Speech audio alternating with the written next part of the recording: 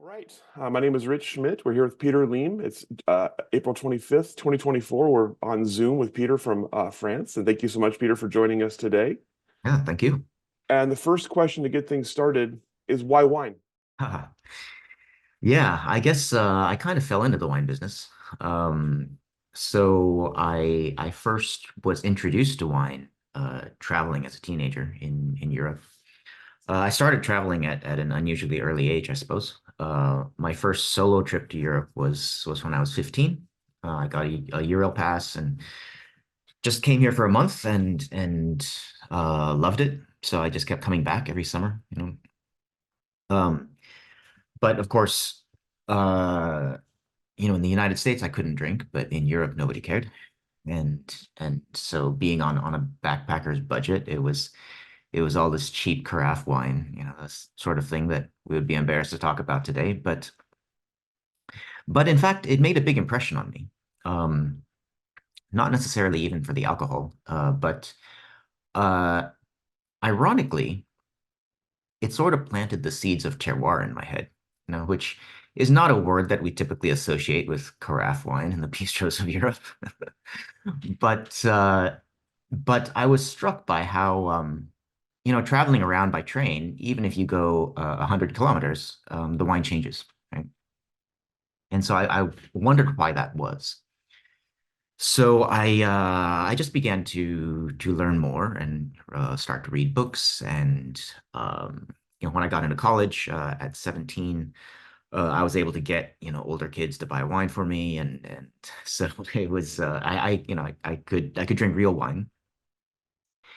And um, so in college, I studied. I majored in studio art. I minored in English literature and Chinese philosophy. None of these things were going to make me any money whatsoever.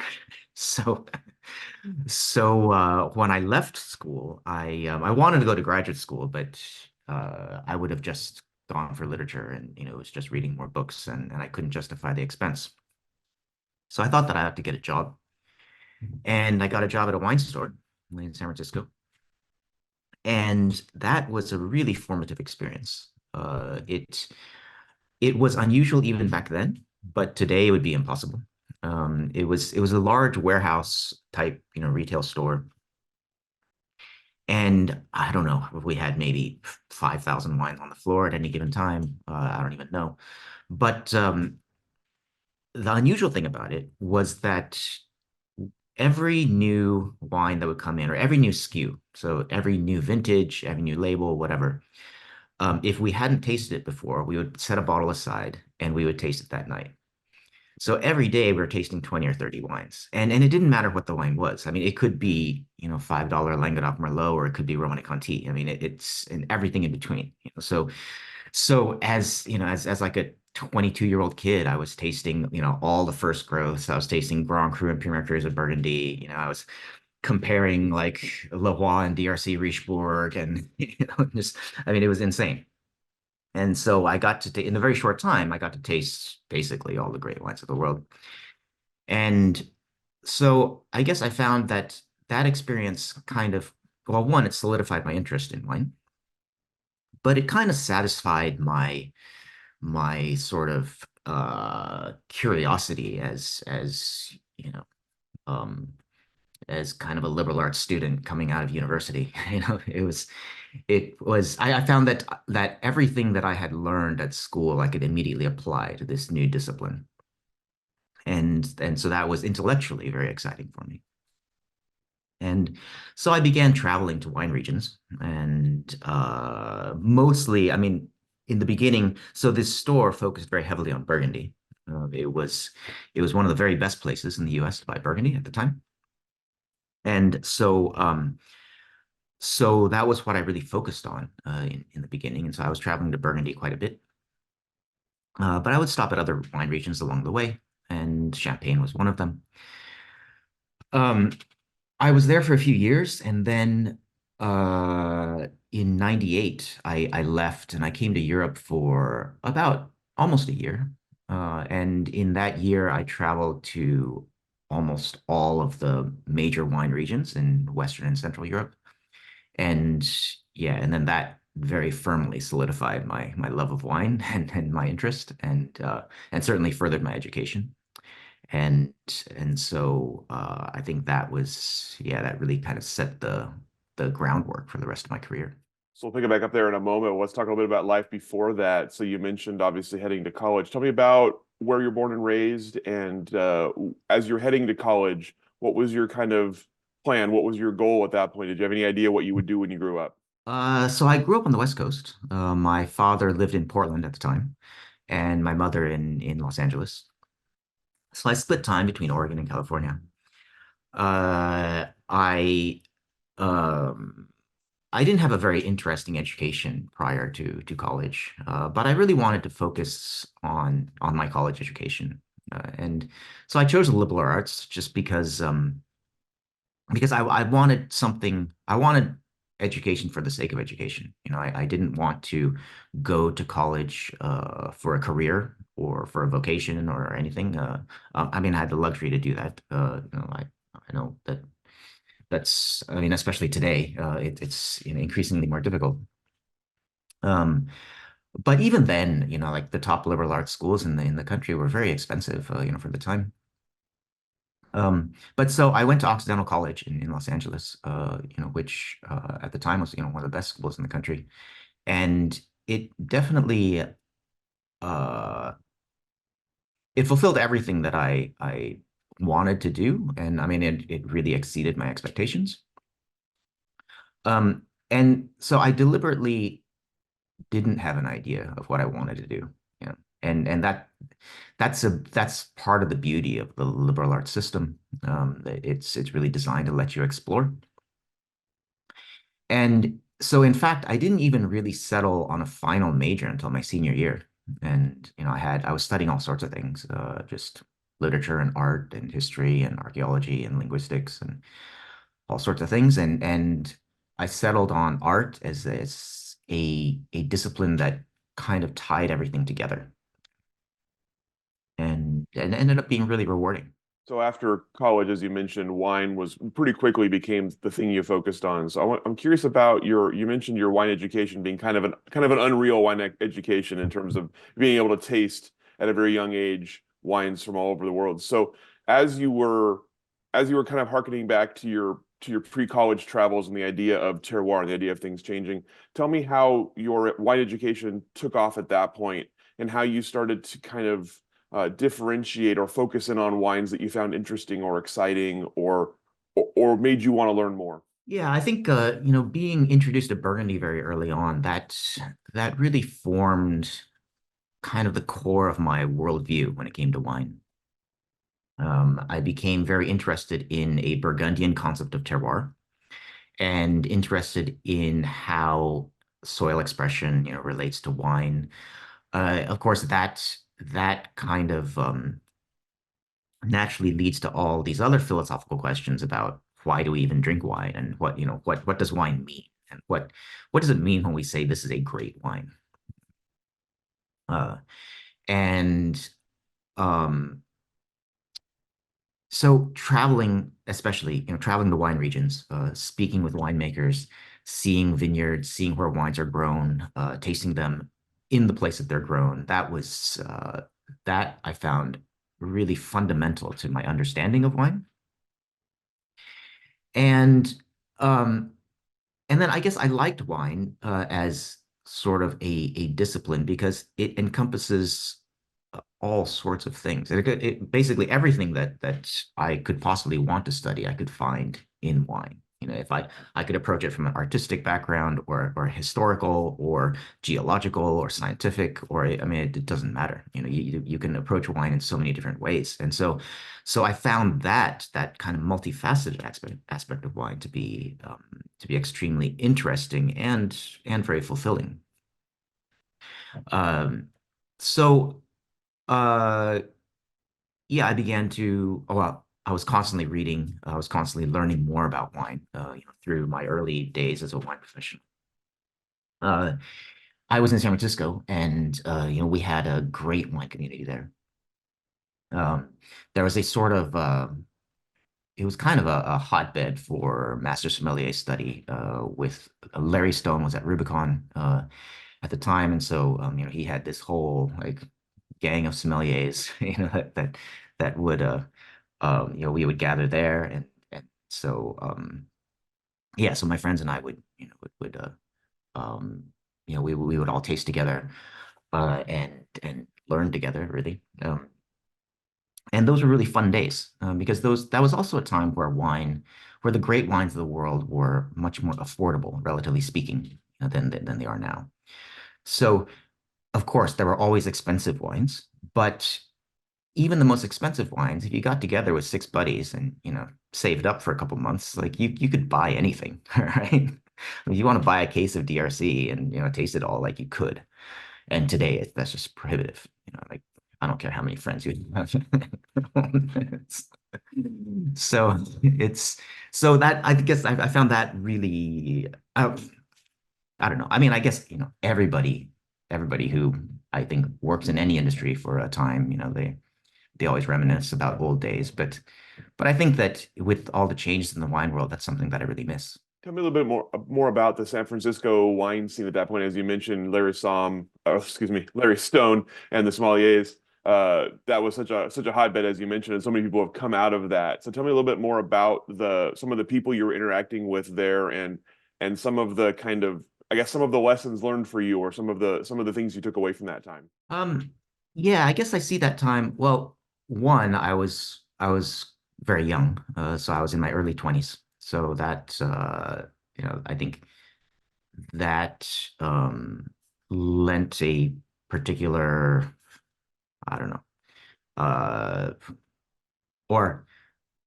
I guess I approach life in a particular way, uh, being a 20 something, and being fresh out of college, being very intellectually curious, um, and being in an environment that facilitated that really allowed me to learn. So, um, and also, at the time, the San Francisco wine community was pretty tight. Like everybody knew everybody. Everybody, we all hung out together. Of we we all and there were so many people that were intensely curious as well, and wanted to learn everything. And I was good friends with Raj Parr at the time. We were both starting out in the wine business. We both started in the Master Sommelier program together, and it wasn't really the program. I mean, neither of us, ended up like completing it, or but it was just the opportunity to get together, drink great wines, talk about them, learn more, and and I feel that was for me when I think about that time, in the late '90s, that was really kind of defining. It was this sort of intellectual curiosity combined with this tremendous availability of wine, and I think that's what I value about those days. So you mentioned after that, spending time in Europe and seeing all of the great wine regions. At that point, tell me a little bit about, were you starting to formulate a plan for what you might do? Were you trying to figure out a place in wine, or what was wine becoming something you thought of as being a lifelong passion or lifelong career? Yeah, I didn't really have a plan, in fact. I worked at wine stores and restaurants, I uh and I really just wanted to travel and see wine regions and learn more. So I did. Um I ended up yeah, I traveled for about 6 months until the harvest, and then I ended up working in Burgundy at Domaine de l'Arlot. I worked the harvest there and harvest and initial winemaking. And that was a blast. That was um, yeah, that was also one of the really like formative experiences of my early career. And um, yeah, I guess I knew that I wanted to be in the wine trade, but I didn't have any clear goals. So when I came back, when I eventually just ran out of money and came back from Europe, uh, I mean, this was end of 98, and I think San Francisco was the most expensive city in the whole US. And so like trying to come back and get an apartment in San Francisco was insane. And so I found it very prohibitive. And I had a friend in Portland who said, well, I have a spare room. Why don't you just come up and, work here for a while, save some money, and then you can do what you want. So I thought that seemed like a good idea. So I moved to Portland at the end of, yeah, tail end of 98. And yeah, my first job was at Stroheckers, working with John Hanson up on the hill. And that was a blast because John is such a great guy. And it was kind of, I guess it was well, I guess it was after the real glory days of Stroheckers, but we still had remnants. Like, you could look in the cellar and you could see all these like, all these bottles that were left over from the heyday. And so that was fun for me, because, then we would just get to taste really great things. Also, what was really interesting about Portland for me was that Portland has always been a very Italian focused city when it comes to wine, just because of early importers and whatever. And at the time, San Francisco was not. Um, in San Francisco, we knew that Italy made wine, but it was really focused on France, and California, obviously. But apart from like the really blue chip wines of Italy, we had nothing like the selection that was available in Portland. So that was this whole new world that was opened up to me. Tasting like regional Italy and lots of obscure things. And then also getting a chance to taste older vintages of the blue chip stuff. Like immediately, the people that I met, clients and friends that I met in Portland. I mean, they in their cellars, they would have like, Giacosa and Conterno and like, you know, um, from like 70s and 60s and I had never seen this stuff in San Francisco. And so that was exciting for me. But again, I didn't really have any clear goals. So Stroheckers was a seasonal job. John wanted to retain me, but the store didn't have the budget for it. So it was at this time when Bob Liner and Matt Elson they sold the store to Bob. They sold Liner and Elson to Bob Sherb, and so in like January or February of 99, then Bob Sherb hired me at Liner and Elson. And so I stayed there for a few years.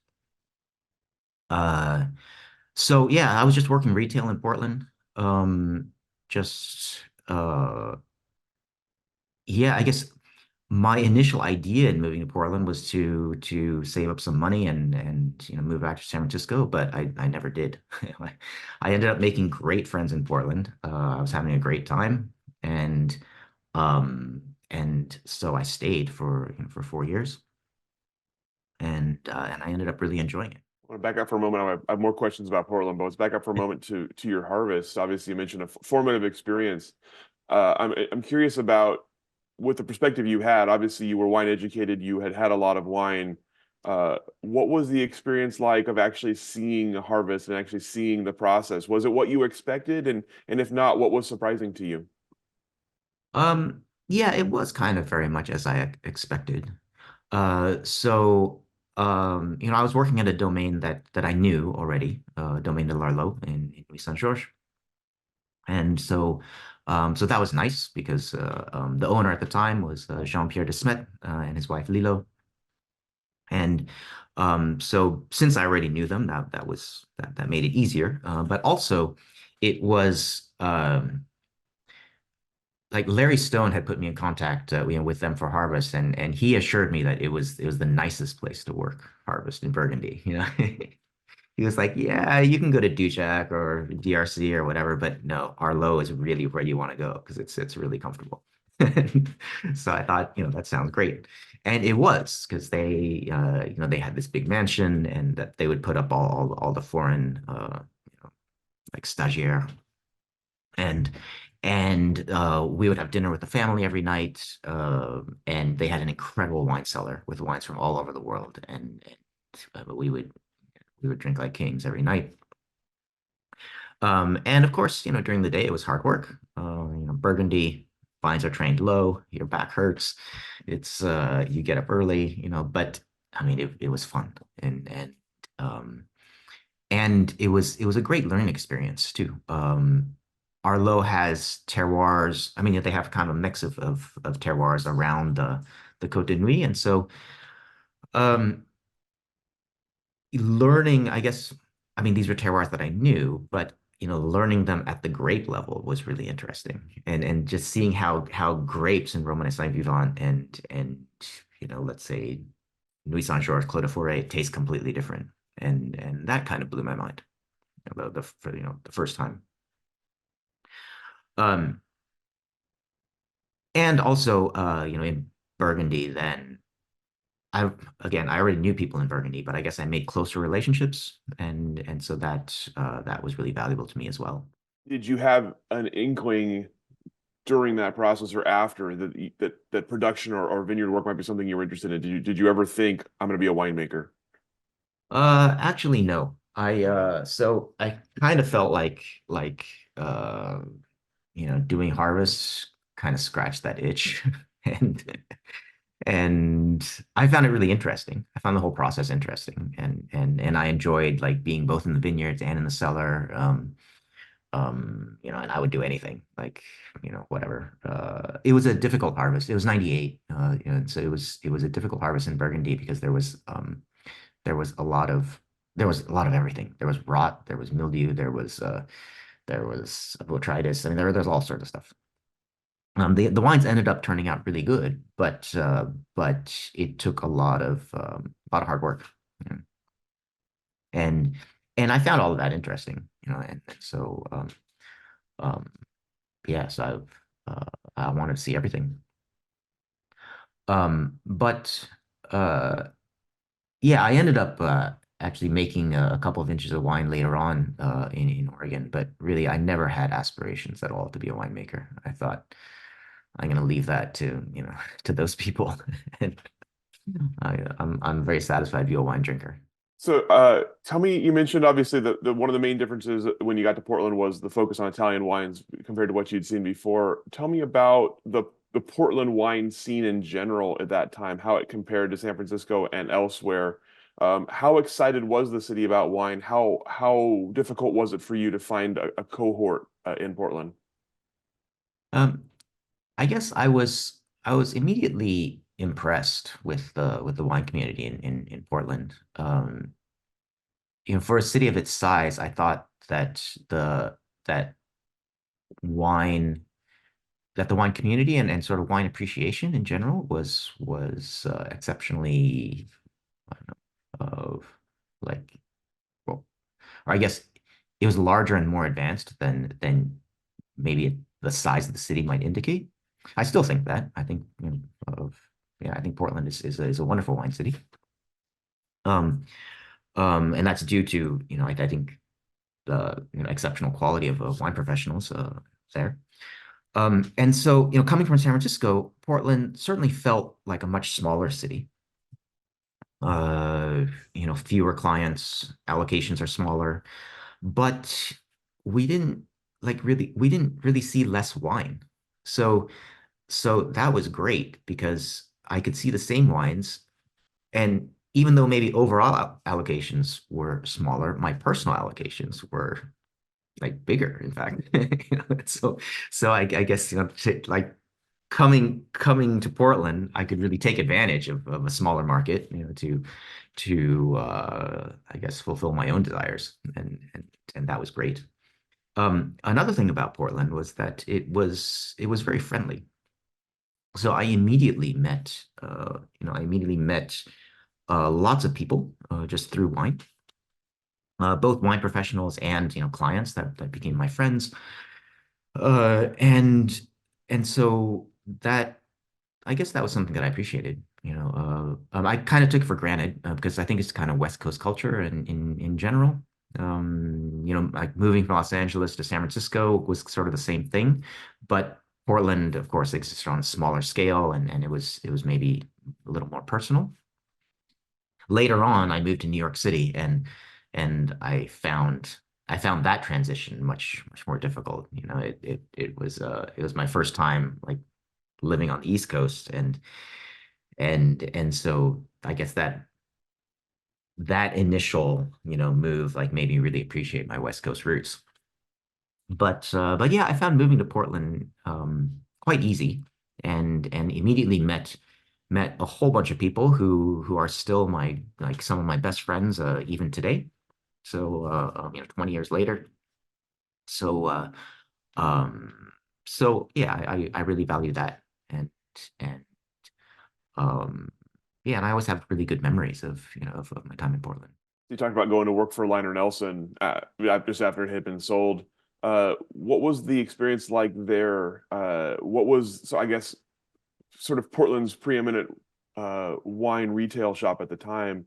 What was it like for you, and what, I guess, in what ways did it sort of advance what you were already doing and what you were already learning? Yeah, it was a curious store. So that was the very first store that I went to, as soon as I got to Portland, because everybody said this is the store, rightly so. Um, and of course, Matt and Bob, I mean, they're still my good friends. But when I met them for the first time, I mean, they had such a quirky wine selection.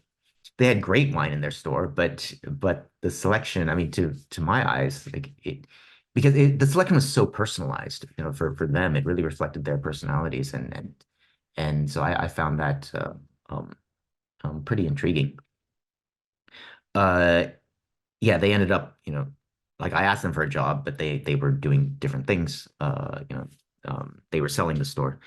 Uh, and so when Bob Sherb bought the store, he didn't know anything about wine.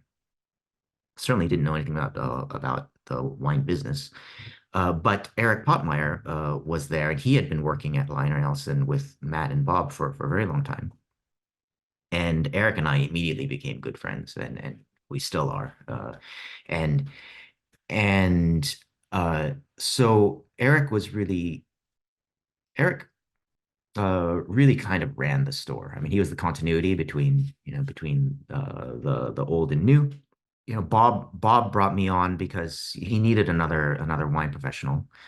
Uh, I guess to use an analogy of the time, Eric and I joked that because we were both LA Lakers fans, and so we were joking at the time. LA, they had Shaquille O'Neal and Kobe Bryant, and they brought in Glenn Rice because they needed like a third shooter, and and so Eric and I, we were joking that I was like the Glenn Rice of Liner Nelson, just brought in to score buckets, and so Eric and I had a really great time in those initial years, because um, Bob, to his credit, he said, look, you guys know what you're doing.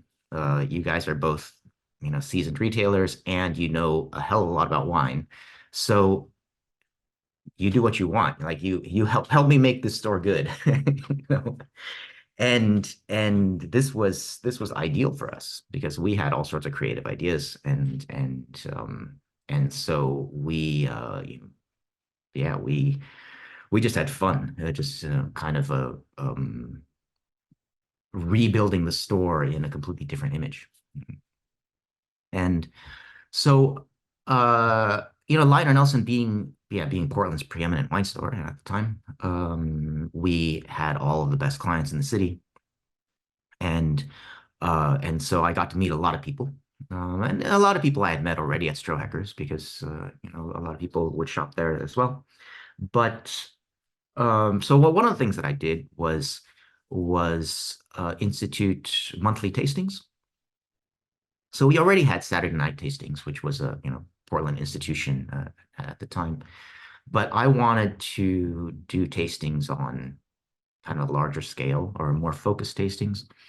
And so um, I initiated this program of doing like setting up some kind of theme, whether it's like one domain or one terroir or one region or whatever, and opening opening one bottle of each wine, so like 15 people or so, and doing something really pretty high end once a month, uh, um, um, just so that we could all taste these wines that maybe we wouldn't get to otherwise. And um, and so later on, I mean, that became, kind of part of the Portland wine scene. And so everybody, I think everybody kind of takes it for granted. But at the time in 1999, nobody was doing that. And in fact, Bob thought I was crazy. He was like, he's like, you want to charge how much for a tasting? Like, who's going to come? But it turns out that, when you open a bunch of Burgundy, like people are happy to drink it. So those were fun days, and that was a good time. I ended up leaving Lionel Nelson, and I went to go. I just wanted to do something else, really. And so I ended up working for Ewald Mosler, because I had never worked distribution and importation, so I wanted to see that side of the business. But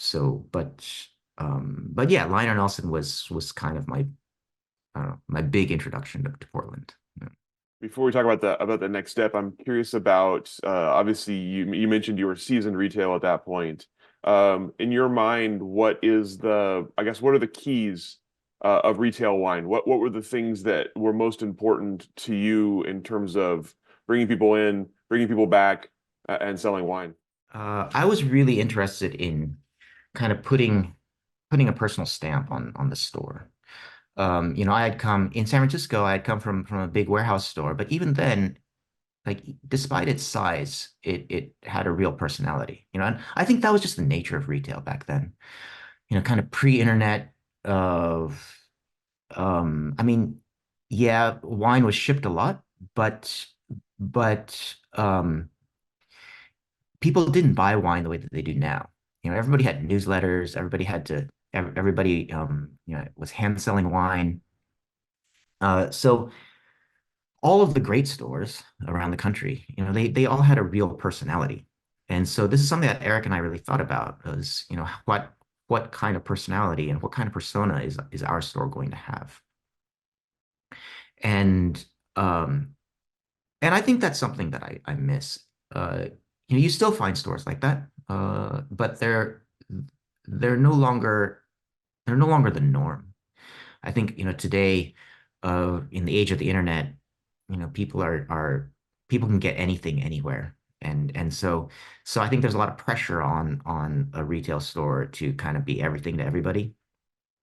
Um, but yeah, but back in the day, it was just the way that we bought and sold wine was very different. And and so um yeah, of course, Eric and I, like, we picked the wines that we liked, and things that we wanted to drink. And I think uh what I really liked as a retailer was just introducing people to new things, and things that they might have never seen before, never even heard of before. I've always thought, my whole wine career, that being a retailer is actually the most interesting job. It's the lowest paying job, so unfortunately, we don't treat retailers, the way that we should. But everybody's crazy about sommeliers, and it's the most prestigious position, and whatever. But as a retailer, you end up, back then, when more wine was being opened, I suppose, you would end up seeing a lot more wine at a retail shop than you would in a restaurant. Today maybe it's different, and especially like, in big cities like New York and whatever, you get to taste a lot of older vintages and things at a restaurant. But back in the day, yeah, working retail was fun because we would taste hundreds of wines, like, and so just the amount of exposure that we would have was fantastic. And so being able to recommend wines to people, based on real personal experience. I mean, that was something that was important for us. I would never sell somebody a wine that I hadn't tasted myself. I think that was pretty common in the retail industry back then. That was sort of like the just wine retail culture. Uh, yeah, and as wine has gotten more expensive, then some of that has been lost, because today people just don't get to taste everything on the floor, and they don't, uh, especially like in stores where there's a single buyer, maybe the buyer gets a taste, all kinds of things, but people on the floor really don't. And so you just become like a cashier. Kind of a follow-up question to that. I'm curious about, you mentioned you wouldn't sell anything to someone if you hadn't tasted it yourself. It's a lot of wine to keep in your memory and a lot of wine to kind of sort. How did you go about sort of remembering, I guess, that, and also sort of how do you translate that to someone who doesn't have the wine knowledge that you do? Yeah, it's a curious thing. I suppose it's something that you don't really think about. Um, I think I had a pretty good memory, when I was young.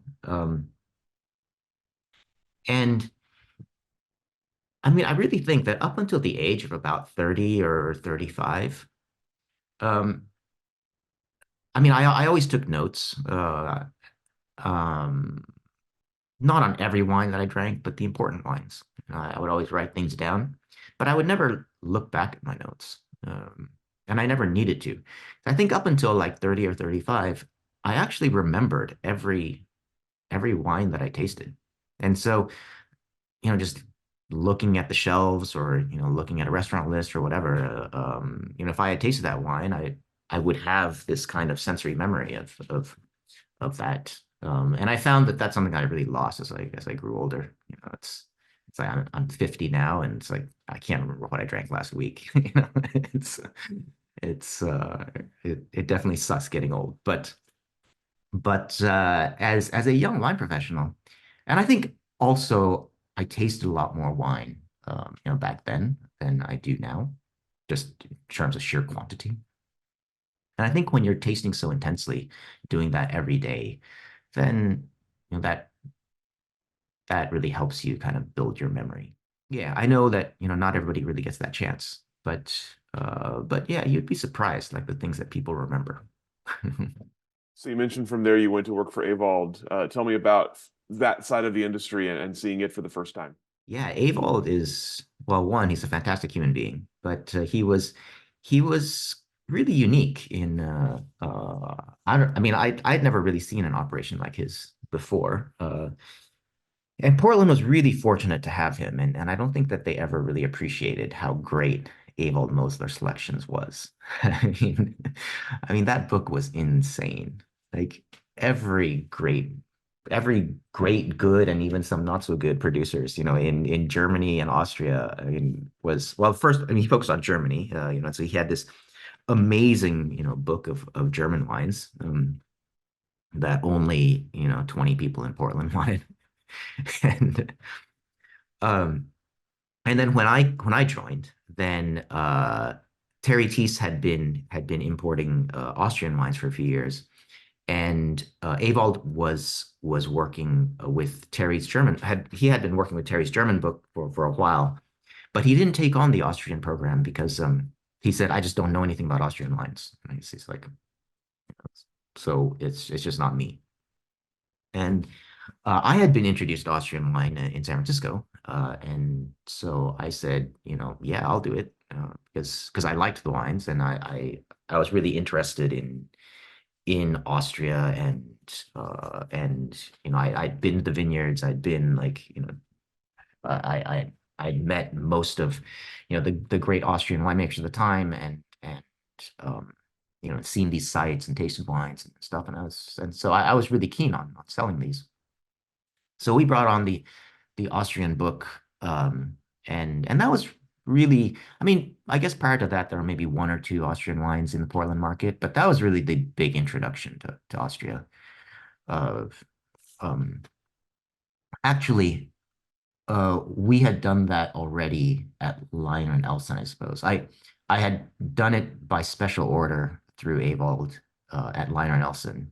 And so then when I left Liner and Elson to go work for him, then I said, well, let's just make this part of the portfolio, and let's actually sell these wines for real. And so that was a lot of fun. Uh, Again, like introducing wines that nobody had heard of, and really good wines, and being able to introduce people to something new. Um, I found I only worked for Avon for about a year and a half or so. It wasn't very long. I found distribution quite frustrating, just personally. I'm just not cut out for that. Uh, it's when you're in a retail store, someone's walking in the door and they're already ready to buy wine. They're the transaction is sitting there ready to be made. You know? And uh when you're selling wine, as a distributor, there's a lot of like talking people into things. Um, and I guess in Portland too, where it's a bottle state, I guess I found it frustrating to make these rounds and spend half an hour with the buyer and they'll say, I'll take one bottle of that and one bottle of that. And it's like, well, that like how is that? You know, I don't want to say like, how is that worth my time? But really, how is that worth my time? You know? But I mean, it wasn't all bad. Uh it was a very educational experience for me, and I actively wanted to see that side of the business. I thought that working distribution would make me a better buyer, and I think that's true. But yeah, I was there for a little while, and then I had been making plans in my head to open a wine bar, and I was talking to some friends about it, and so I enlisted my friend Brian Martin in this project, and so we were going to be partnered, or we the two of us had put together a business plan, and so finally I left Avald just to work on this full time. Um, Brian and I mean, we were really young. We were like 28 years old. Neither of us had ever owned a business before. We really didn't know what we were doing, but we knew about wine. And so yeah, we had some struggles, trying to find a place and trying to find funding.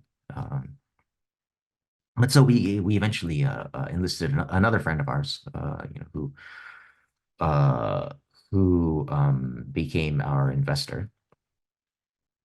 And yeah, so it was, I think, I don't remember if it was end of '01 or beginning of '02, sometime around there. We opened this wine bar together. Um, and that was the last thing that I did in Oregon. Um, and I'm still really proud of what we did. I think I mean, it was unlike anything else at the time, unlike anything else since, really. And it was only open for a few years, but it was a nice place while it existed. And it's funny, like even when I go back to Portland, um, people still talk about it, and yeah, I still see people who are clients from those days. So that's fun. You mentioned this the store or the bar being unique. What was your vision for it? What was the goal of the place? Maybe my mistake was not really not really addressing what Portland needed, but really thinking about me and what I wanted to create. And so uh, I didn't want a restaurant just because um, because I didn't want to deal with that. But and so coming from San Francisco, where there were a lot of great kind of standalone wine bars. Um, I guess that was the model in my head of having a wine bar where you could drink a lot of great wine. You eat some snacks and have a little bit of food, but it wasn't a restaurant. Like, you could go there before dinner or after dinner, but you could make a little dinner there if you wanted, but it wasn't a restaurant. And uh, and what I kind of failed to acknowledge was that Portlanders just didn't do that. You know, they wanted to go someplace and they wanted to be there for the evening. You know, and uh, and so I guess that was maybe one thing. Another thing was that so I had in my head it wasn't really luxury. And I didn't perceive it as such, but I guess our aesthetic was a bit different than what existed in Portland at the time. It we were in the Pearl District, and this was kind of when the Pearl was just starting to form its identity, or it was trying to think about what it wanted its identity to be. And um, and so we created a space that we created the type of space that I wanted to be in. So it was stylish and comfortable, and it looked great. It looked great during the day. It looked great at night. Um, uh, yeah, it was. I felt it was the sort of place where you could come in a t-shirt and jeans, or you could come in, wearing a dinner jacket, and your wife is in a gown, and like you would still feel like you wouldn't feel out of place. And um and the thing is that, like, at the time in the early 2000s, that just wasn't Portland. Portland was Portland was very casual, very rustic. The people's favorite places in Portland were the places with mismatched tables, and like the silverware that you got at the flea market, and and like yeah, drinking wine out of tumblers, and that kind of thing. I mean, we had a really big wine list. It was the biggest. I'm pretty sure it's the biggest wine list that's ever existed in Portland. There's certainly nothing like it now. I mean, we had 1,000 wines on our list. We had 50 wines by the glass. Um, and um, and it was deep. Like, I mean, we had lots of old vintages. At this time, uh, you could still it was still pretty easy for us to buy wine in Europe, and I would bring it in through Avald. And so I was buying lots of old vintages of all sorts of great wines, out of from brokers in various countries in Europe. And so yeah, so we had things on our list that just nobody in town did. But then also, even just for everyday wine, because I wanted to make a place that wasn't just for wine geeks, and certainly not just for rich people. Like, I didn't want you to have to come in and you have to spend $500 on a great old bottle of Burgundy to have a good time. It's not at all. Like, I wanted it because I had no money, so it's like I wanted it to be a place where I could afford to go. And and um and so we had wines at every price point, and I made it a very deliberate thing to in fact take a lower markup than everybody else. But the thing is that customers didn't really realize that, because they don't know what markups people are taking. So at the time, restaurants in Portland were doing like 100% markup, and so I would do 0.9, just to make it a little bit less, and then try and make that up elsewhere. Yeah, consumers didn't really notice this, and we didn't do a very good job at controlling the narrative, I suppose, in the beginning. And so we immediately gained this reputation of being just a really expensive place. I mean, I remember one time I was outside sweeping the sidewalk, and there are these two people walking by, and they looked they looked at my bar, and they were like, "Oh man, I can't even afford a glass of water in that place," which is not at all true. I'm like, actually, my prices are cheaper than whatever place you're going to. It's just you just don't realize it. And so that was pretty frustrating to me. But that was sort of a label that, or I mean, that was how people perceived us, from the beginning, and that was a bit unfortunate. But we did lots of great things there. Like, again, so then I would have these monthly tastings, were incredible. I mean, just to think about this, kinds of wines that we were pouring. When you look at it from today's perspective, it seems like, incredulous. Um, but uh, yeah, it was at a time. It was at kind of a perfect time. In the beginning of the 2000s, wine was still available. Wine was not yet like being faked in huge quantities, and it was still relatively affordable. It wasn't until about like '06 or '07 that like prices really began to spike up. But in the early 2000s, we did a horizontal tasting of DRC every year, including Montrachet. The first tasting I ever had when we opened our wine bar was a vertical of Cristal with like 12 vintages back to 59. I mean, we did like a vertical of Salon back to 1969. We did like Gentas back to 78. And we did crazy, crazy tastings that you just couldn't do today. Or if you did them today, they would be, you know, they would be 5 digits, like a person. And so yeah, so I'm really glad that we had that opportunity. Yeah, we were doing things that nobody in Portland, would do. Um, but I tried to keep the selection really interesting as well, just the everyday selection. Um, it was so this was at the time when grower champagne was entering Portland.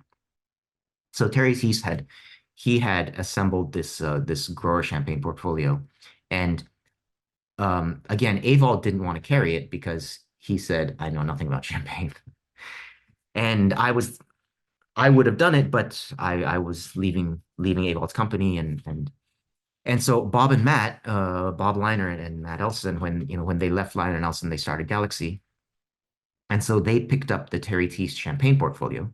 Um, so the German and Austrian portfolios stayed with Aval, and Champagne went to Galaxy, um, and Bob and Matt, they were very excited about it, but they didn't know any of these producers. They didn't, you know, they just wanted to work with it, but so they asked me to kind of consult with them because I had experience with these producers, and so kind of as a trade for that, I was able to get like incredible allocations of whatever I wanted, for my wine bar. So, um, so uh, we had a ton of champagne, at the bar, and we sold it too. But my concept was to just in promoting grower champagne, the only house champagnes that I would have were prestige cuvées. So I would have Cristal and Dom Perignon and Krug and whatever, but everything else was grower. So all the non-vintage wines were grower, and so I had a ton of champagne on my list, and I was pouring like I would pour 4 or 5 champagnes, by the glass, like every day, and people would come in and they would see all the champagne, but they wouldn't know any of these names, um, but we sold them for good prices, and people were really curious, and so we ended up actually doing really well, with champagne in those days, and that's something that I guess still makes me kind of proud. But yeah, like I said, we had 50 wines by the glass, so there's always something to drink. There was always no matter what you were looking for, there was always something, and um, so I guess I enjoyed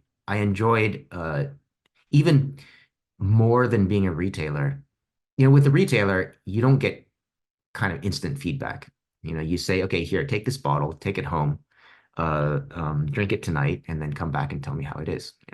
Whereas like at my bar, people are like, I have no idea, like teach me something, and you can pour them 3 different glasses of wine and say, hey, you get this really kind of instant interaction, which I really like. Um, so yeah, so that was a lot of fun, and I was really, yeah, I was really proud of our bar. I ended up leaving in, I guess, late 2003. Um, yeah, just uh yeah, my partners and I just decided, decided it was time. And so I ended up leaving and moving to New York. But um, but yeah, yeah, I still remember those days very fondly. And I have to tell you that I think Portland's favorite restaurants are still the ones with the mismatched plate tables and the flea market silverware. I don't think that part has changed a whole lot in 20 years. That's just Portland, yeah. And that's great. So so at that point, that's a big change. Leaving the West Coast, heading to New York. What prompted that as the move, and what was sort of your next step? Hmm. Yeah, it was well, so I guess Portland, the wine world in Portland was just small enough where I felt like after owning a business, what else am I going to do? You know, it's like, who am I going to work for? Like it just, it felt like I had kind of done everything that I wanted to do. And I kind of worked myself into a dead end. And, um, and so my girlfriend at the time, she was an artist. She was a jeweler.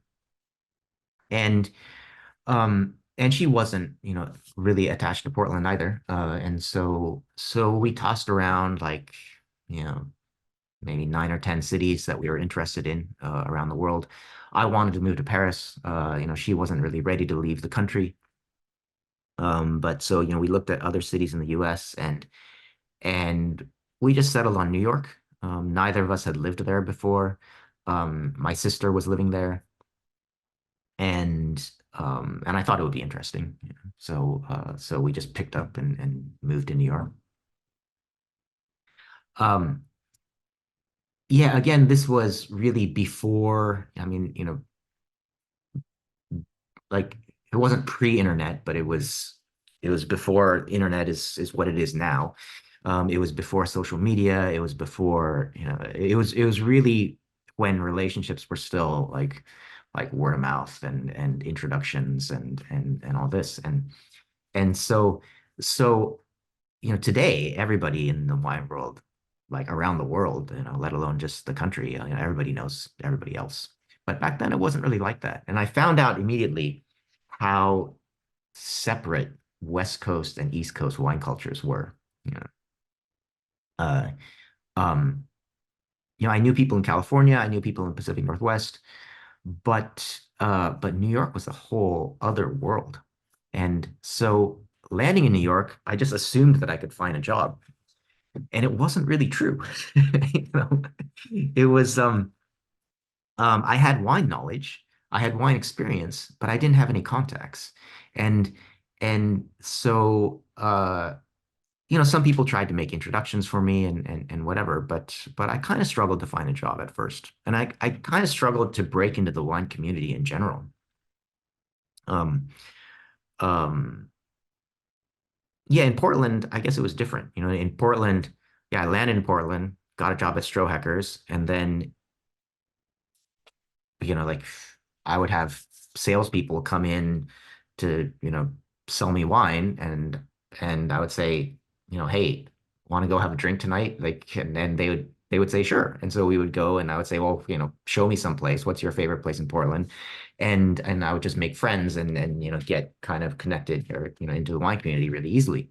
It wasn't at all like that in New York. It was in New York, it was completely closed.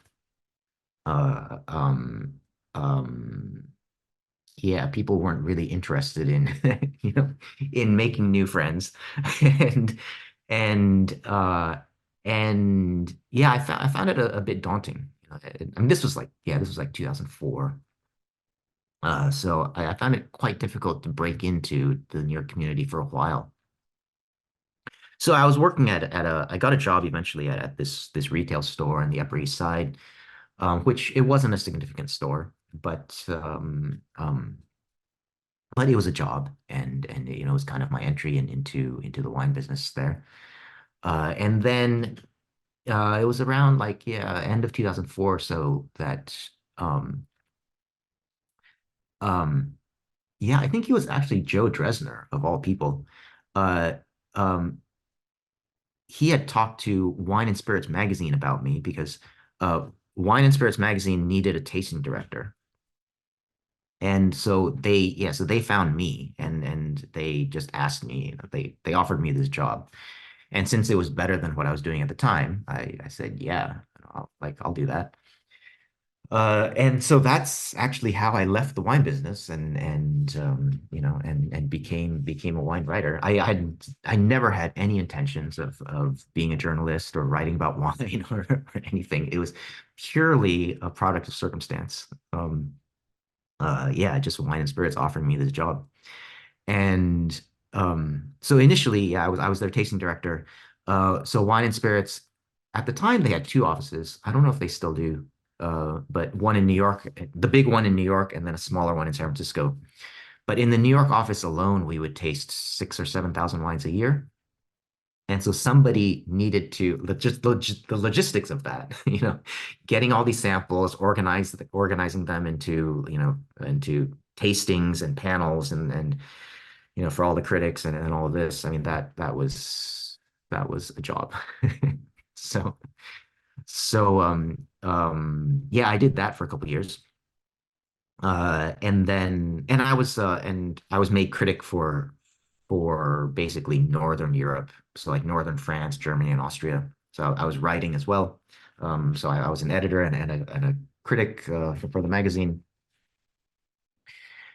Um, And so then through that, I think I met a lot more people in the New York wine world, and um, and then I made good friends and whatever. I settled into New York, and so even today I go back to New York a lot, so I'm there quite often, and I still have great friends there. I feel more at home in New York now than on the West Coast. Um, but yeah, it was challenging at the beginning. Well, that's a pretty remarkable and random career shift. Tell me about learning to be a critic and learning to be a writer editor. I mean, all kind of all at the same time. Obviously, the wine knowledge isn't an issue, but writing and working with other writers, what was that like? What was that transition like? Yeah, I guess when you look at wine writers, there are kind of two paths, right? There are the people that come to it through wine and those who come to it through writing. And especially back in the day in like the 80s and 90s, almost all of the wine writers back then, they came to it through writing, right? So you'd be working at a newspaper and then your editor in chief says like, "Hey, I need somebody to write this wine column," and you know nothing about wine, but you get shoved into it, and then eventually you learn, right? Um, and so for me, it was the reverse. Of course, I came from the world of wine, but I knew how to write again because of my Occidental college like education, and so yeah, so I guess it was a pretty easy transition. Um, and uh, yeah, and I guess I found like shifting my focus, from kind of a selling mentality to a more critical mentality was pretty easy to do. Um, um, because I had always been very, I always approached wine from a very intellectual kind of academic perspective anyway. And and so this just kind of gave me license, to do that more. Um, um, but yeah, I guess what I found was uh, it was a little bit unfulfilling, I suppose. Just the whole American style of wine criticism, where you line up 100 wines, you taste them blind in an office, and then you know give them a point score, and since you're tasting them blind, you don't know what they are, so all you can talk about is flavor. You can, three fruits and two flowers, and there's your wine note. And so for me, that's not really what wine is about. Yeah, I mean, I have no criticism about wine and spirits. I mean, I think those guys are great and whatever, but I think it's just the style of this of wine criticism in general, or that style that I just it wasn't it wasn't it wasn't entirely fulfilling. And and so I wanted to just explore more things. I had already been very involved in Champagne. So the first time that I came to Champagne was in 1997. And of course, Champagne was uh, really different back then than it is now. Um, in '97, it was still very much the old days of negociants and houses and as a wine retailer, there were 10 brands that you learn to distinguish by taste, and then you become a champagne expert. And it's uh when I when I first came to Champagne, immediately um I found that what was going on the ground was so different to what I had been seeing at home. And already like in 97, 98, I was meeting people like Anselm Salos, Pascal Agripar, Pierre Lamandier, Jacques Diebold. These are some of the first people that I met in Champagne, and they had a huge impression on me, and just showing me this entirely different side of Champagne, and so I wanted to know more, and so I actually from '97 I kept coming back to Champagne every year. So in New York too, I was I kept coming back to Champagne, and I was tasting a lot of Champagne, and and eventually I realized that for what I wanted to do, uh, well, I guess two things. For what I wanted to do with Champagne, um, there weren't enough days in the year to like, waste my time on other things. And then also coming to the region, once or twice a year, that just wasn't enough. Like I needed like some serious immersion. So around the end of 2006, I guess it was December of 2006, then I decided to leave the wine and spirits office. We made an arrangement that I would be, kind of like a foreign correspondent. So I continued to work for the magazine, continued to be a critic for the magazine, but uh, but I decided to move to France. So I just picked up um, it was kind of product of circumstance. Like everything, it seemed like everything was all the variables in my life were kind of came together at the right time. Like like uh I was ready to leave. I was ready to stop being tasting director and leave the office. My apartment lease was coming up. My girlfriend broke up with me. My like like everything, like it seemed like everything that was tying me to New York was like in flux. So I thought, well, this is the perfect time. If I don't move to France now, I'm never going to do it. So I did, and I moved to Champagne, and um, and so even though I was still, writing on a few other wine regions, for wine and spirits, that really allowed me to focus full time on Champagne. And then I think that that's where I really began to find fulfillment as a wine writer, really exploring this topic in depth. And instead of just this kind of surface breadth, really uh, just drilling deep into the topic of champagne, and that's what I've been doing ever since. That's amazing, and I have some questions about that. But I want to back up for one moment. You mentioned the transition to critic and the kind of the American style of criticism and the way you were doing that. I'm curious if that changed your relationship with wine at all. Did you find yourself relating to wine differently, enjoying it more, enjoying it less than you had previously? Did the move to being a critic and tasting wine at that quantity and that style change your wine relationship? Yeah, that's a good question. I don't think that it did. Um, because prior to that, I had always tasted wine in large quantity. Um, from the beginning of my career, I was always tasting, at least 5,000 wines a year. And so because I wanted to learn more, I wanted to taste everything. I wanted to taste every wine in the world, just um, and because that was how you learn.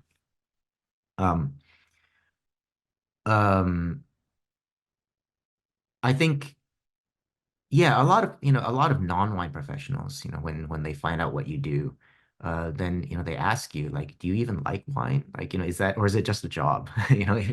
Like, and especially if you're just focused on something like champagne, like, people assume that I'll get tired of champagne or whatever. Um, and, uh, and I think that, I think I really separate my work wine consumption from my personal wine consumption. So tasting and drinking are really different things. And they kind of always have been. So so yeah, I guess I always appreciated the opportunity to be able to taste a lot of things, kind of to have that access to wine. But um but yeah, I'm not sure that my relationship did change, maybe maybe perceptions changed when I knew that I didn't have to sell a wine, then maybe you think about it a little bit differently. Um, um, Certainly, you stop thinking about price because, well, both at wine and spirits, and later on, like for my own writing, I've never taken price into consideration. I know some writers do, and certainly, if you're writing like a newspaper column or something, then you have to, but when you're tasting wine, as a wine buyer, like for a store or a restaurant, uh, one of your first questions immediately is, okay, how much does that cost? Whereas as a wine critic, I just don't care. It's like I, half the time I don't even look at the price of the wine, and I know that's kind of a luxury, and I know that certainly there sometimes readers want to know, but but um but yeah, I guess I found it very liberating to stop thinking about wine in that way. Okay, this wine is good for this price category, I can stop thinking about that and then just say, okay, is this a good example of this wine or not? So approaching it from kind of a purely like, yeah, purely academic, perspective. Kind of taking the commodity out of it. Yeah, yeah. Which again is a luxury. So you, at this point in your career, you'd traveled and tasted e- everywhere. Why Champagne? Why not Burgundy? Why not somewhere else? What about Champagne was so enticing to you that you wanted to not only focus on it from a career perspective, but also live there? Why there? Yeah, so it was really a product of the times. So, going there, those first trips in the late 90s really opened my eyes to what was happening in Champagne and maybe the possibilities of what Champagne could be. I mean, like I said, Burgundy had really formed the core of my worldview when it came to wine. So for the first time, I was able to kind of look at Champagne through a Burgundian lens. It wasn't an exact like correlation, but um, looking at Champagne as a real wine and looking at Champagne as kind of a product of place and really an expression of place, in a way that, okay, yeah, you can say like Krug, it's blended from 300 different wines. It expresses the place of Champagne, but you know, Salos, like making a single vineyard Avis, that's a different expression of terroir, and that was something that I had never seen before. That we as wine consumers in the United States really hadn't seen before. Um, and so I wanted to know more. I wanted I mean, this was this whole new world for me that I didn't know, and um, And so what was happening in Champagne too was that there were people, there were grower producers that were beginning to kind of ask the same sort of questions, like uh, what does it mean to make champagne, and what can we actually express, through our champagnes, maybe in a different way that our parents were doing, or that the previous generation was doing. Uh, and so this was really exciting, like the late 90s, early 2000s was the beginning of this whole contemporary culture of champagne that we take for granted now. But 25 years ago, it was really novel, and it was at this kind of nascent period. And so I was really fortunate to be able to see this, and really kind of get in on the ground floor, see this from the beginning. And so um, even though Champagne was a very old and very traditional wine region, it felt to me like an emerging region. you know, and that was super exciting. And in contrast, Burgundy, uh, I loved Burgundy. It was my favorite wine region. But in the early 2000s, like I didn't really like if I was to write about Burgundy, there I wouldn't approach it in the same way because everything was known. You know, it changed later. I mean, certainly, the whole culture of Burgundy changed later on in the 2000s. But at the time, Burgundy just seemed kind of static in that what all the good wines are, what all the good terroirs are, and it's just a matter of being able to afford them. Whereas in Champagne, everything is in flux. Everything is changing and evolving, and there's around every corner there's something to discover. And and so that's what kept me really engaged, with Champagne, and why I kept coming back here every year. um and so then that's why I knew that, yeah, if I really want to explore this, if I really want to know the things that I want to know, then I'm gonna have to spend more time here. So and it ended up being absolutely true. Coming here in 2006, yeah, that kind of catapulted my Champagne education to a whole new level. Yeah, I guess, too, I was always, well, at this point in my career, I was much more interested in depth than in breadth. You know, I had spent, the vast majority of my career looking at regions from a fairly superficial level. Certainly as a wine critic, writing for a magazine, you taste like a region once a year, basically. And you taste them blind. I mean, there are still many wine critics who have never traveled to the region that they write about, which to me I find incomprehensible.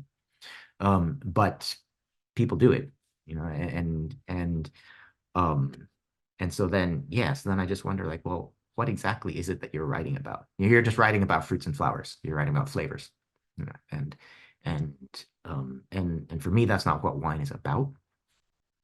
So the prospect of really engaging Champagne and going really deep into it was very appealing to me.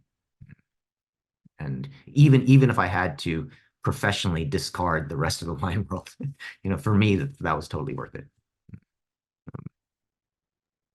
And I think that holds true even today. Like, I mean, professionally, really, I only write about Champagne.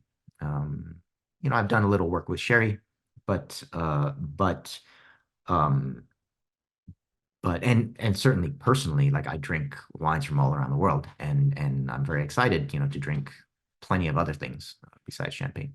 At home, I drink more, probably, more other wines than I do Champagne. But professionally, I really like only work with Champagne. And in that, I think too, I was influenced by something Tom Stevenson said a long time ago. Because Tom Stevenson, before he started, like, really doing wine competitions and whatever, he was the foremost wine writer for Champagne. But then he was also the foremost wine writer for Alsace in the 90s. And but one thing that he said once was that it's impossible to be an expert in two wine regions, or it's impossible to be an expert in more than one wine region, because there are not enough days in the year, you know. So he always considered himself an expert in Champagne and an aficionado of Alsace, you know. And I really took that to heart. I was like, wow, that's really intelligent, you know.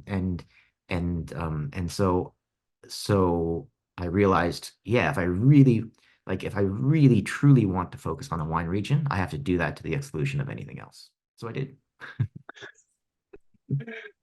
So with that, that was obviously a new concept for you. As you mentioned, your career had been about breadth, that had been about, about that. So what's the first step then? Once you decided this and got yourself to Champagne, what's the first step to diving in and becoming an expert at that level? How do you go about kind of immersing yourself in a place like that? At this time, I had already known because I had been coming to Champagne for 10 years. So I already knew a lot of people here, and so it was very familiar to me, you know, and that helped in the transition. Especially, you know, anybody who's ever moved to France, they know how much bureaucracy there is, and like all the challenges that you have, or just moving to a different country in general, I suppose.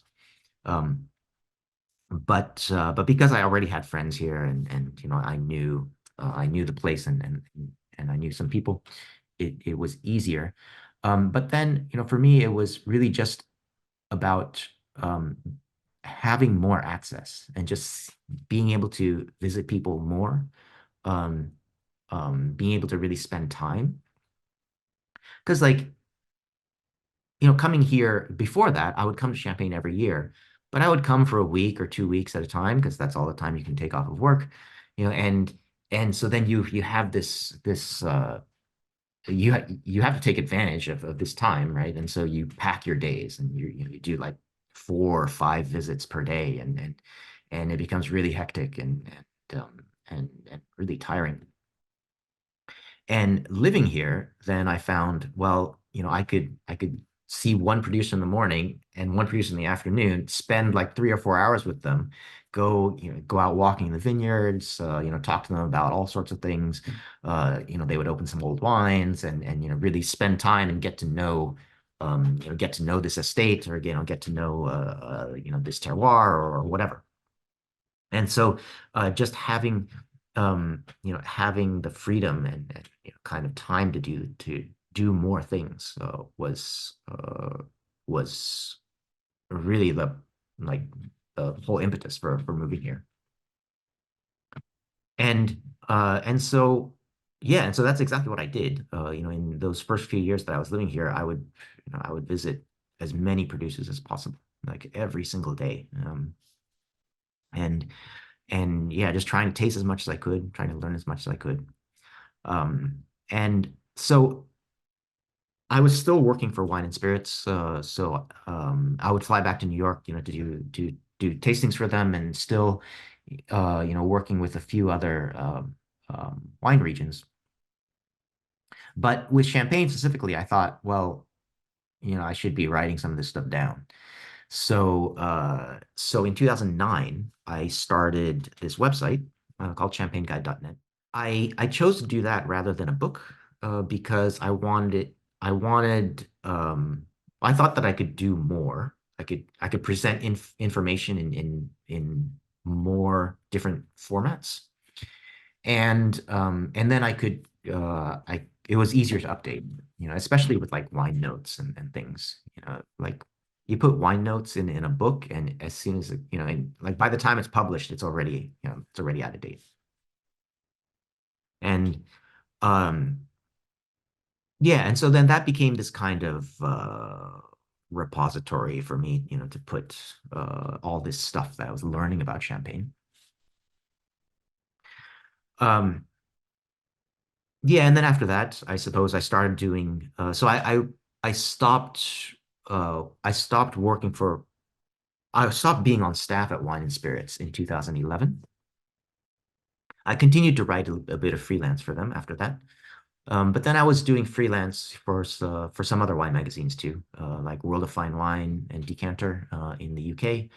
And yeah, I wrote some stuff for like The Art of Eating and you know, some other, and like San Francisco Chronicle and some other things. Um, so doing a little bit of freelance work, but I was never really a freelancer. Like you know, I didn't have to rely on freelance work because I had this website, this subscription website that was, you know, that was generating money. And so I was able to focus on that. Uh, and and and so that gave me the luxury to, like, you know, really do what I wanted to do in Champagne. Um, yeah, so at the time I was living in the village of Dizy, which is just outside of Epernay. It's a village of like 1,000 people. And uh, so that was, you know, I that was really different from, you know, moving there from New York City, you know, where there are probably 1,000 people on my block. But um, but yeah, so that was certainly kind of a cultural experience. Um, but yeah, I lived in DC for 7 years, in fact, uh, and I really enjoyed it. You know, it was yeah, it was sort of my first immersion, you know, into the Champagne region. Even though I'd been coming here for, you know, for a while, it was different to be able to be in a region and really comprehend a vintage in a completely different way, um because you see it all. You know, you see like the spring, you see the hail and the frost, and then you see like the heat in the summer. You know when it rains, when it doesn't rain, and so you have these, you know, like, because you've experienced all this, then when you're writing a vintage report or reading a vintage report, then it's like, oh yeah, you know, you connect these things, and um and I still find that valuable, you know. Um, and I still, yeah, I still remember, you know, champagne vintages, you know, like on a very personal level, you know. So that's kind of cool. Um, but yeah, so then after 2011, then I stopped writing about other wines, basically completely, and that allowed me to focus really like 100% on champagne. I say that, but then in 2012, I wrote a book on sherry.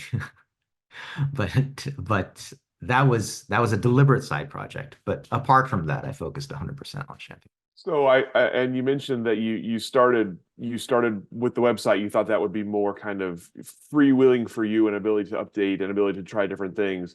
Obviously, you eventually did do a book on champagne. So tell us about the process of deciding on to do the book and then of actually conceiving it and of actually pulling it off. Yeah, I had always thought I had always thought about writing a book. Um, um, and yeah, I kind of, you know, kept that in the back of my head. But uh, I have to credit my book agent, actually. She was the one who really kind of pushed it out of me, because I would probably have just sat on it forever and you know, never really put anything down on paper. But but she was the one who really helped me to formulate a concept, and you know, kind of, you know, together we really envisioned what the book would be. And and so yeah, it's, you know, it's like, it's to her credit that the book, you know, ever even like was written.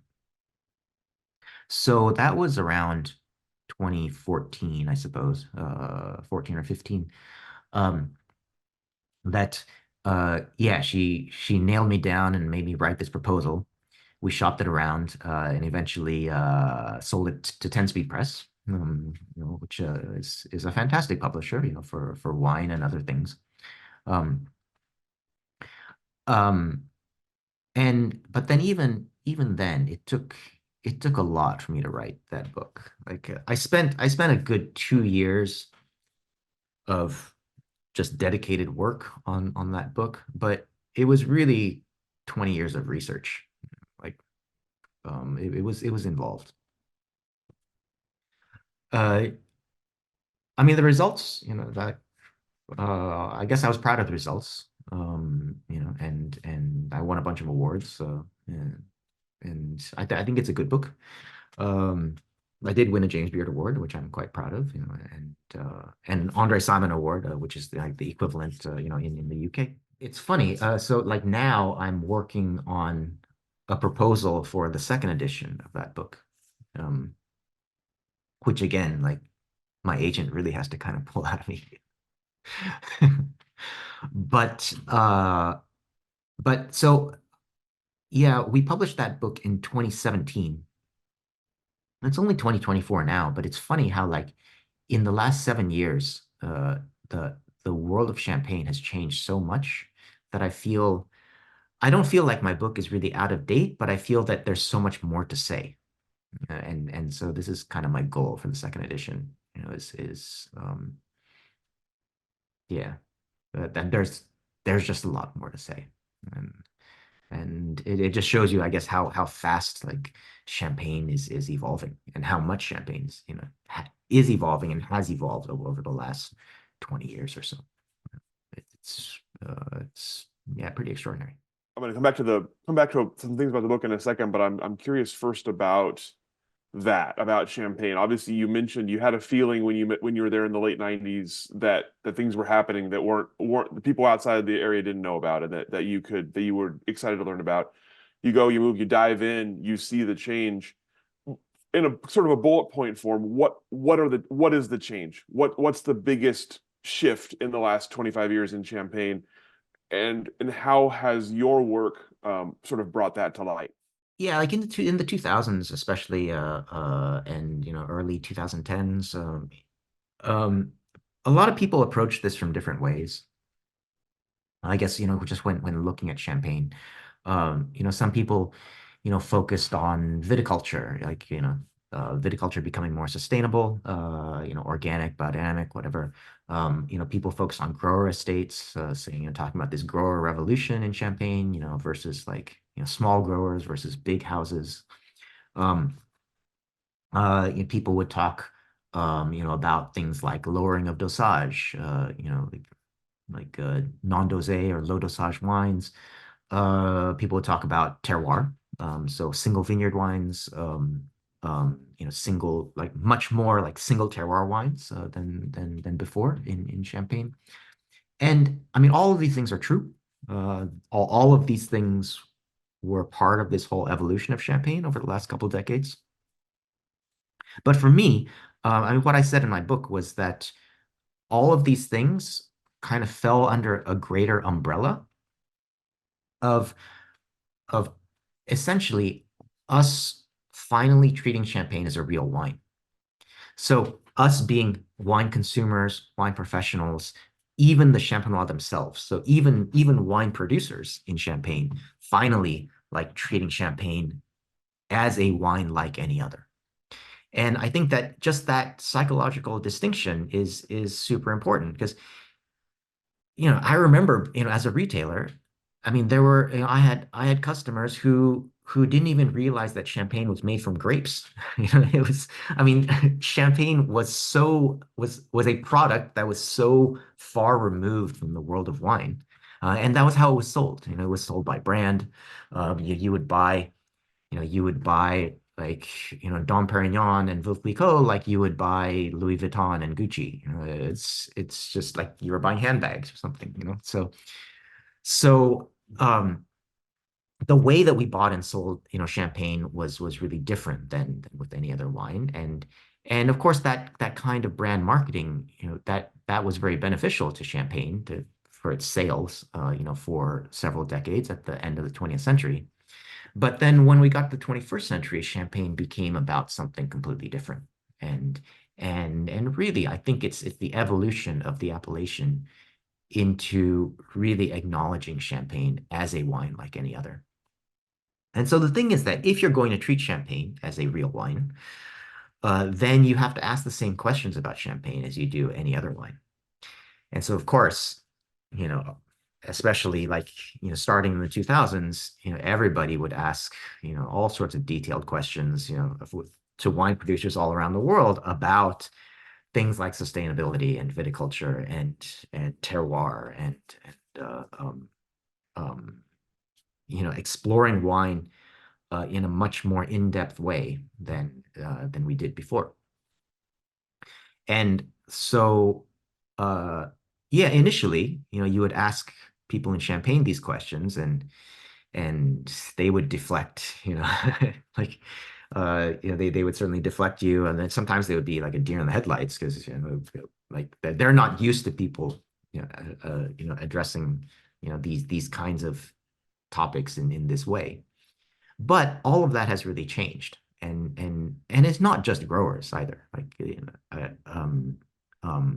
I've never really liked this separation of growers and houses. I think that it's the Champagne region in general that has really taken enormous strides in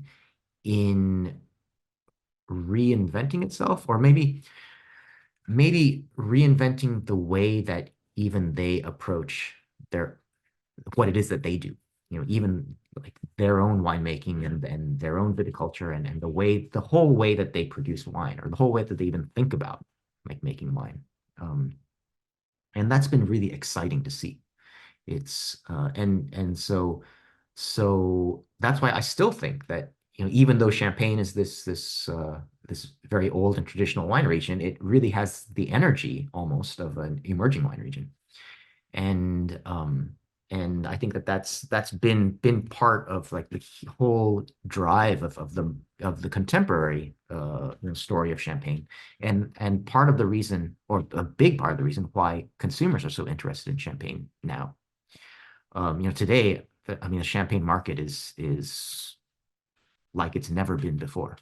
Just both in terms of volume and just in terms of value. You know, um, um, we're starting to see the top champagnes, collect prices that we've never seen before, in history. And I mean, it's bad for people like me, but it's good for the Champenois, I guess. Um, uh, but so, um, yeah, I mean, this is really kind of how I approached my book. Uh, when I was writing it in like 2015, 2016, um, there was, a lot of this. I mean, all of this was really happening on the ground, but there weren't yet a lot of people writing about it. And, um, in preparation for my book, I read everything. And so the body of Champagne literature, the historical body, is actually really vast. And I read every Champagne book, that I could find in English or French back to like 1798 or something, I mean, I read like 200 years of Champagne literature. And um, but then I realized that basically from from the end of the 60s up until the time I was writing my book, like 2015, all books were really the same. There was this kind of late 20th century paradigm about Champagne uh, that that really influenced all of the books being written in the early part of the 21st century. And they weren't really addressing what was going on the ground. Uh, and so I wanted to write a book that did, and that really looked forward in Champagne rather than back. And and so that was the whole or that was the whole initial approach, to this book. And since then, of course, there have been other books, that have done the same. Um, but I do think that mine was one of the first to really look at Champagne from a 21st century perspective.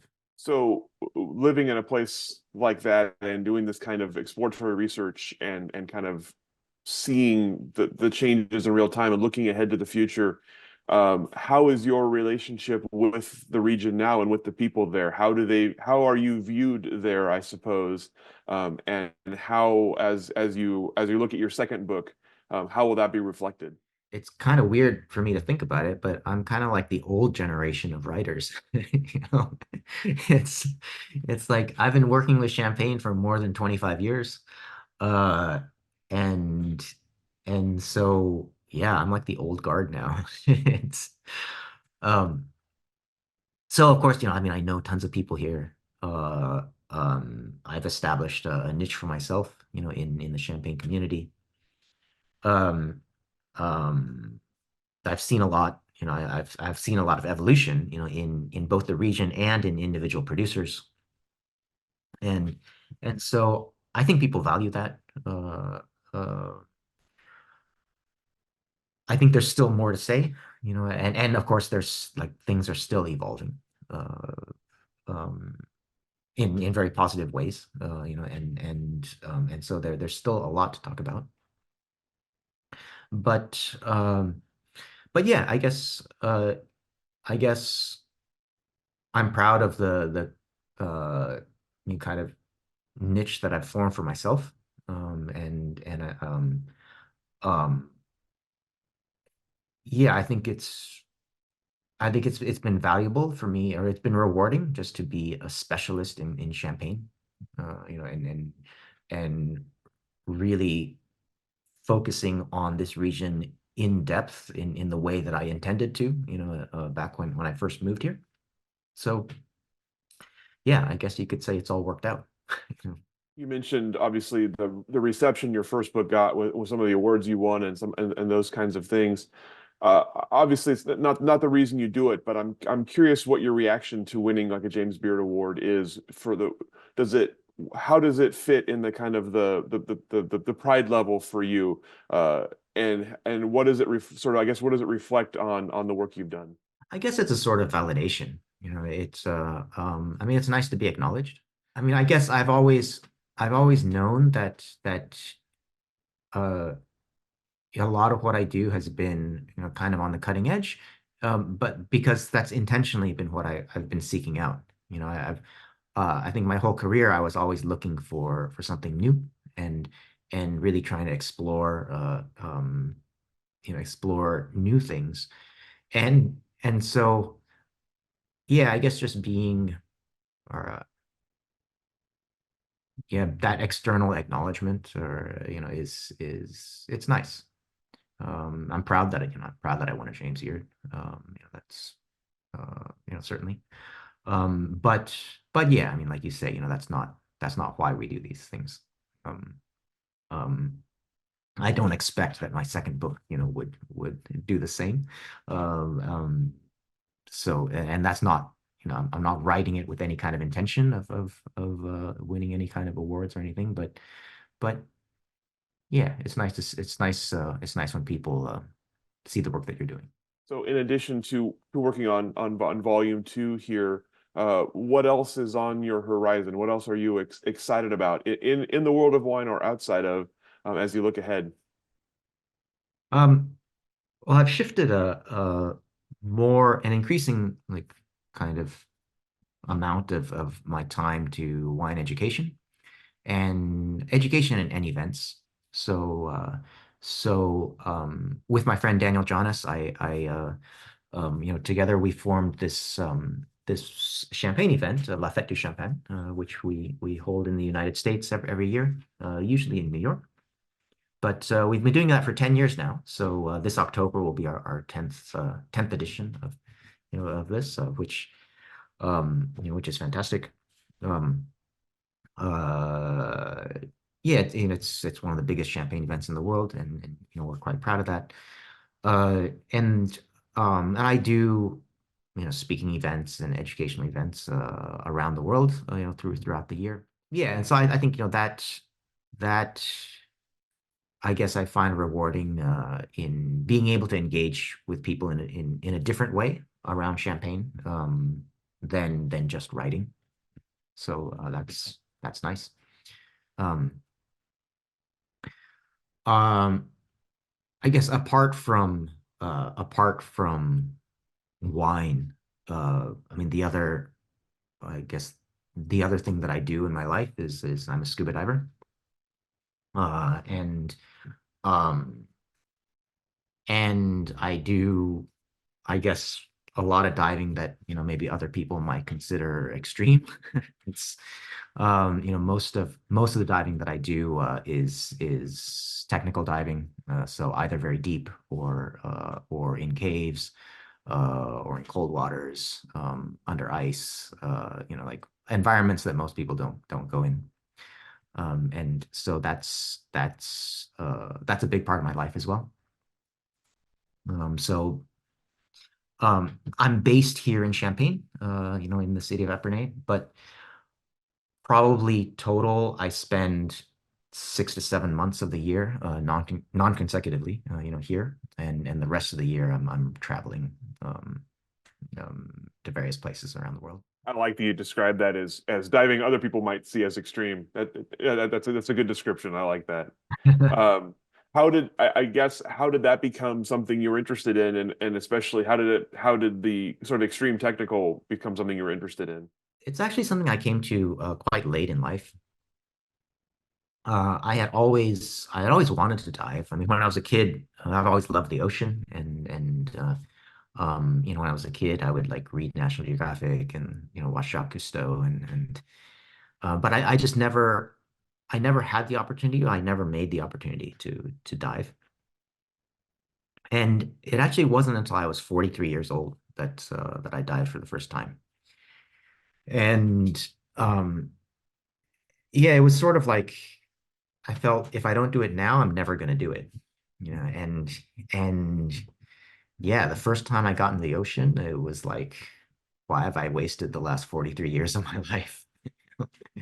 It was it was a really revelatory experience for me, and I felt immediately at home.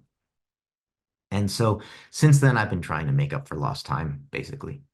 Uh, in the last 7 years, I've done about 700 dives.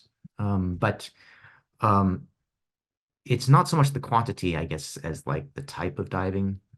So I've dived on all seven continents, uh, and in all sorts of waters. I mean, certainly we associate scuba diving with tropical waters, which of course is fun and that's great. But there's so many other places in the world that you can go, and so yeah, I've been doing a lot of cold water diving as well. But um, yeah, I mean, yeah, diving like caves and wrecks and these things.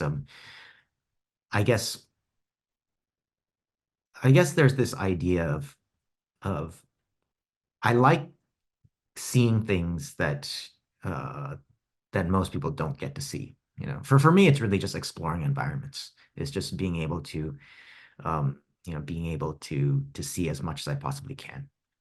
And so that's kind of or that's provided the motivation for me to learn how to you know learn how to dive deeper, or learn how to like dive in a cave, or learn how to do like uh I'll learn how to do more complex things, and things that most divers just will never do. Uh, but um, but I've also found it to be really fun, in the process, and so it's just something that I really enjoy. Sort of a scuba terroir. You want to see as much as you can see. Basically, I like that. yeah. Shifting gears for the last couple questions here. I know that while you were in Oregon, that Oregon wine, the industry here, was not necessarily something you were focused on. But I am curious about your impressions while you were in Oregon of the industry here. What did you think of sort of the burgeoning industry in the kind of 90s, 2000s there? And how closely have you sort of paid attention to Oregon wine since? Yeah, when I first moved to Portland in the late 90s, I had tasted some Oregon wine, when I was in San Francisco, but not a lot.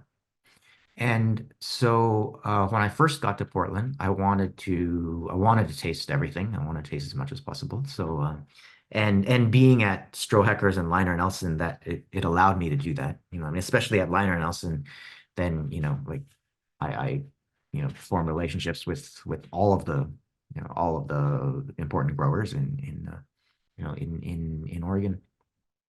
Um, and yeah, it was a really I think it was a really instructive time.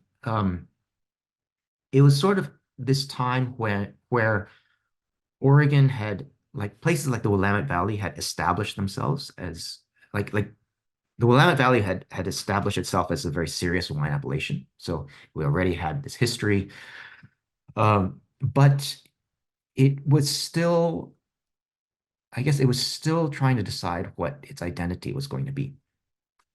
And so, there were a lot of people talking about Burgundy, still making comparisons with Burgundy, comparing latitude, comparing climate, um, and but at the same time, there it was sort of the beginning of a shift away from that as well. So it was the beginning of trying to think about, well, what does it mean to what does Oregon Pinot Noir mean? What does Oregon Pinot Gris mean? What does and so I found that much more interesting because I've always thought about the New World that um, a wine region doesn't really, well, all New World wine regions, when they start, they're always comparing themselves to something in the Old World, right? But they don't become really interesting until they do something completely different, until they establish an identity of their own. And I guess at this time, around this time, like like late 90s, Oregon was just beginning to do that. And that was really exciting for me. Like going to places, because you can talk about Burgundy all you want, talk about latitude and whatever, but the soils are completely different. And so I remember, the first time I tasted Pinot Noir from basalt, and it's and just thinking, wow, like I have never tasted minerality like this. I've never tasted soil signature, like this in a Pinot Noir. And yeah, and then just talking, with growers in the Willamette about, about all these volcanic soils and, all these different, different things that you can only find in Oregon. And today, of course, like Oregon has really evolved into it's created an identity of its own, and soil is very much part of that. Um, Climate is also part of that too, right? I mean, nobody really talks about burning anymore. I mean, I think probably, the majority of people don't even think about Oregon as a cool climate region anymore. I mean, everything has evolved, but, um, yeah, unfortunately, I don't, yeah, I just don't get to taste Oregon wine. I'm not back in Portland so much, and so I've really kind of lost contact with the industry, and I would love to, I would love to be able to taste more, but I just, yeah, I don't really have the opportunity. It's a really interesting perspective from that time. I think we've heard bits and pieces of that as that kind of that the formative time when you happened to be here was sort of the formative time in that identity Mm. creation. So I appreciate you talking about that. Uh, Last question for you then. You've already talked a little bit about some of sort of a lot of the work you've done, and obviously we've covered that.